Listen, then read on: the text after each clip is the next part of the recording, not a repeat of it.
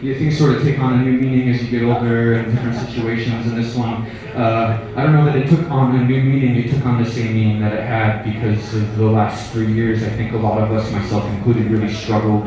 with things shutting down, really struggled with the callous disregard for the health of your neighbors, really struggled with the failure of politicians, really struggled with the rich getting richer and the poor getting poorer. Just really had a difficult time spiraling and doom scrolling and trying to figure out a way to feel complete, to feel fulfilled, to feel cared for, and at the end of all that, to get to come here, to be back in this space again has really been encouraging. The record itself deals, for the most part, with again, difficulties, with struggling, with feeling alone, but at the end, the last 25% of the record, it's about finding amidst that chaos a place to belong, a place where people will look after you, a community. And for us, and I think this is probably true of a lot of people in here, for us, since we were middle schoolers trying to make sense of our lives, this has been that place, you know, just good as this, whatever this is, hardcore punk community, whatever you call it, in rooms this size, in rooms bigger, in basements, wherever people come together to celebrate not just art, but the community that art creates, and to celebrate each other, and to grow and learn from the different people you encounter. That's our fucking church. That's the place that we've always and I think after the last 3 years, as the world itself has gotten increasingly hostile towards places like this, towards people who have found a home here, towards marginalized communities, towards our trans brothers and sisters, towards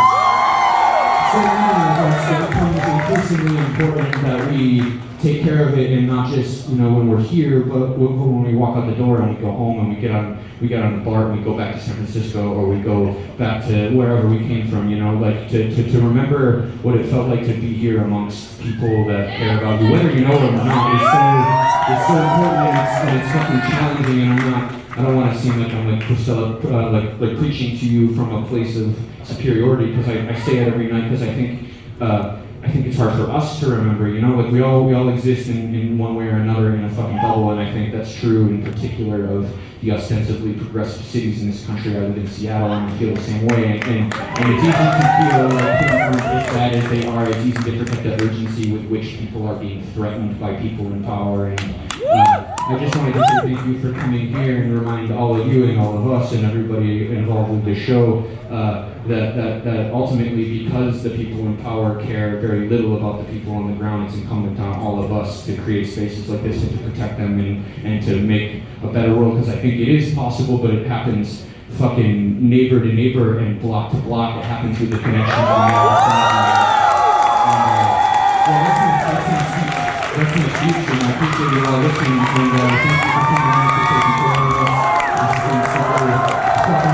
to be in the area. We all do, and I promise you we'll be in the area for 4 or 5 years until we're back. These songs are about finding a place to be and to be who you were born to be, and the song's called A Broken Jar. It's for all of you.